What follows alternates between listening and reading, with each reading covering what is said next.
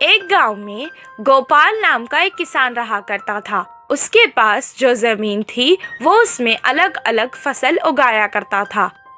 उसके पास एक बैल थी जिससे वो खेत में हल चलाता था और बैलगाड़ी में कभी कभी बांध देता था। बैल सारा दिन काम करके थक जाता था।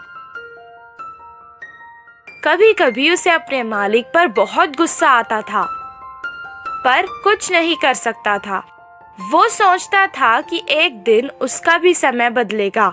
एक दिन अचानक उसके मालिक ने अपने साथ शहर से एक गधा खरीद के ले आए और बैल के साथ उसे भी बांध दिया। गधा बैल के साथ बात करके दोस्ती करना चाहता था। वो उससे कहने लगा, हमारे मालिक तुम्हें अच्छे से देखते हैं।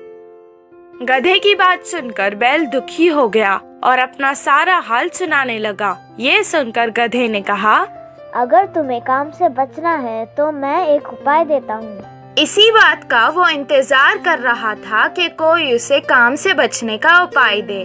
तुम खाना पीना छोड़ दो और बीमार होने का नाटक करो। इससे मालिक तुम्हें कोई काम नहीं देंगे। गधे की सलाह सुनकर अगले दिन से वो बैल वैसे ही करने लगा। ना खा रहा था, ना पी रहा था, ना ही खड़ सकने का नाटक कर रहा था। उसे बीमार देखकर किसान उसे छोड़कर अकेला ही खेत चला गया। वो वैसे ही सारा दिन तक बीमार होने का नाटक कर रहा था।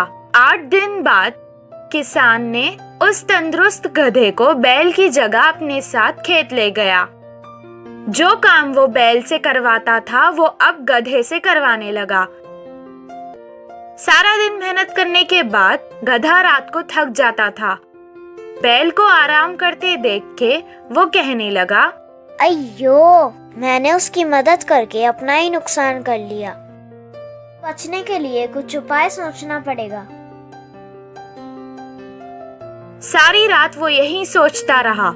सुबह जब वो बैल के पास गया तो उससे कहने लगा कि तुम्हें देखकर मुझे बहुत अफसोस हो रहा है। तुमसे आजकल कुछ काम नहीं होने के कारण तुम हमारे मालिक पर बोझ बनते जा रहे हो। मैंने कल मालिक को बात करते सुना था कि वो तुम्हें अब पशुशाला बेच रहे हैं।